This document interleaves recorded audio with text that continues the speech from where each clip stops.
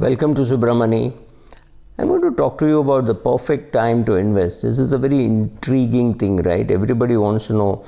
So for the Wadia family, it was about 250 years ago was the perfect time to invest. For the Birlas, it was about 180 years ago. And for the Tatas, it was about 152 years ago. That was the perfect time to invest. Did they really know that it was the perfect time to invest? The answer is no. Nobody knows the perfect time to invest. But what I'm trying to tell you is waiting for the perfect time to invest just costs us far more than just starting to invest. I met many people, many investors in my life. Nobody has been able to say, oh, this is the perfect time to invest, and they started. No, they have always been waiting and things like that. I would rather say whatever amount you have, 1,000 rupees a month, 1 lakh rupees a month, does not matter. Just start. That is far more important than waiting, right? What happens when you wait is you think right now, suppose you've just graduated, you've got a job and you have money to invest, and you come home and you tell your parents that you're going to start investing. The typical reaction would be, no, this is a bad time to be investing. Market is at an all-time high. When you tell somebody market is an all-time high, the other person hears it as market is at an all-time high, therefore it will fall and therefore you will be able to invest. Let's say you decide that you will fall when you will invest when market falls 10%. Let's say today the index is some 44,000 and odd. So you will wait till the market reaches say 40,000 Sensex. What happens if it does not reach 40,000 at all? What happens if it goes to say 41 and then keeps going up and suddenly you find the index is at 80,000? What do you do in such circumstances, right? So don't wait for the perfect day to invest. If you're anyway going to do an SIP, you should start investing today. It would have been ideal if your grandfather, like somebody in the Wadia family, started investing 250 years ago. The power of compounding would have meant that you did not have to worry about these small miscellaneous things like taking up a job and investing and buying term insurance. None of those middle class problems would have hit you, right? But that didn't happen. So therefore you have to start now. Now is the best time to start. Start with whatever amount you can, start with whatever amount you will, and start doing an SIP. Where should you do? Maybe you put it in an index fund. Maybe you know how to pick a good fund, so you pick a large and mid cap fund, or you pick up a small cap fund. I am completely indifferent. I am saying just start. And when you start with say 1,000 rupees or 2,000 rupees a month, how much is there much to lose, especially when you're investing on a monthly basis, right? Can you lose money? Of course you can lose money. Equity is risky. That doesn't change. It doesn't matter what you tell yourself as to what you're going to do, because saying that you will invest when the market goes down is just saying that to yourself. And somebody else will come and convince you that, oh, market has reached 40,000. Abhi aur girega. It's going to fall even further. You just wait for some more time. So you will wait, because for you waiting is far easier than investing, because investing means taking a positive action of picking up a form and filling up KYC or doing it online, right? Doing something that is little scary, saying what happens if I go wrong? The question is, you have no clue what happens if you don't invest, right? That figure is not available to you at all. What happens if you had started investing at the age of 22? What would have happened if you had started investing at the age of at least 28? You are 32 and you're still waiting, right? You have put some money away in PPF or life insurance policies for beating tax, but other than that, you have never invested. Why? Right? We all wait for the perfect time in many things. Perfect time to get married, perfect time to have a kid, perfect time to make a career switch. We have all done that, but there is no such perfect time for investing. Perfect time for investing, like I keep saying, was 200 years ago or 250 years ago or 150 years ago or 100 years ago. However, all that is gone, right? Maybe perfect time to invest was 1979. But if you were born in 1989, what use is this to tell you that you should have started investing in 1979? Makes no sense. It's just a random number. You can start investing only when you're 23, 24. That's a great time to start, because that is the time when you have your own money. Till then, if you have money, it is your father has given you money or your mother has given you money. That's your parental money.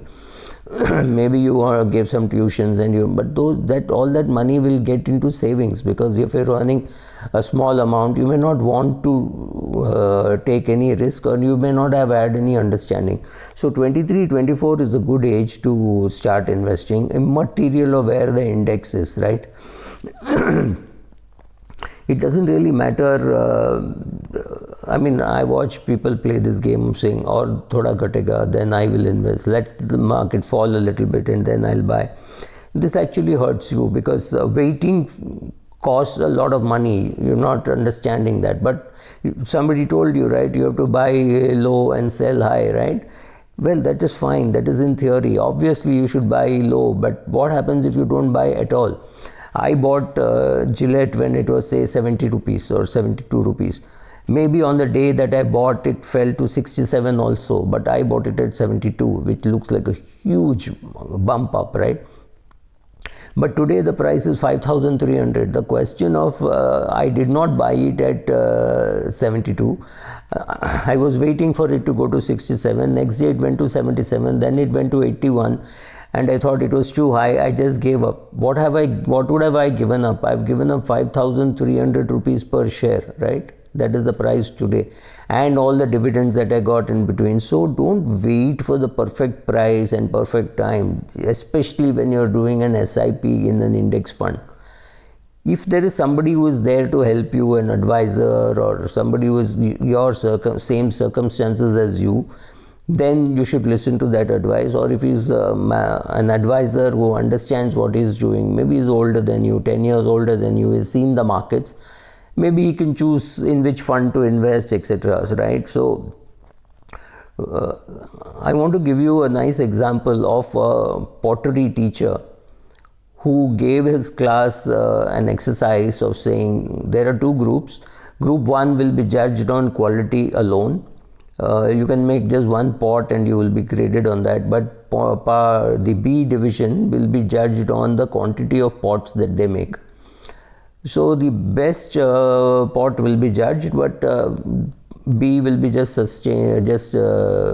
rated on the basis of their quantity that they have done. So obviously higher the quantity, the better will be your ranking, but A will have to produce just one pot with that. And so, but the best pot came from the B group and not from A group, because the A group kept sitting there and discussing, should I invest in the Sensex or Nifty? But are the Nifty and Sensex correlated?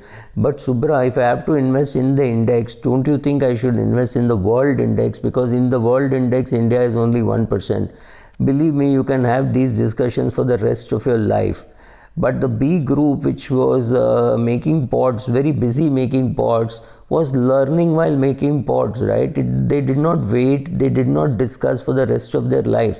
Sachin Tendulkar did not spend 25 years of his life discussing which shot to play. Obviously, he went to the nets, he practiced, he hit a few bad shots, hit a few good shots, then he went to play in the field, he got his body fit to be playing. And then he obviously played some wrong shots, bad shots, stupid shots, unlucky shots, and got out also. He used each of that as a learning, right? So 40 years he retired, which means he played, I think he played for almost 25 years, 24 years he played, right? So in 24 years he learned, right? Of course he did a lot of practice, he read a lot of theory, he must have consulted a lot of greats, asking them how to hold the bat and how to hit a shot, fine. But that is only theory. You will have to get into the field, you will have to wait, don't wait for the perfect time in which to do it. Get into the field, do it, make mistakes, learn, and come back and rework your strategies. That is what works. Experience matters. So just start. Invest in an index fund and keep learning, and after some time you may feel, why am I indexing? I can pick up individual stocks. Once you have the confidence, do that. But if you keep on waiting, like if there are 4 roads and you do not know which road to take, you have to take one road and find it was wrong, come back and then choose a better road or choose better action. That is exactly how you learn in any field, whether it is cricket or whether it is investing. You have got to go and do it. The timing is perfect, it is now. So go now, go and do it. If you make mistakes, come back and correct. Thank you.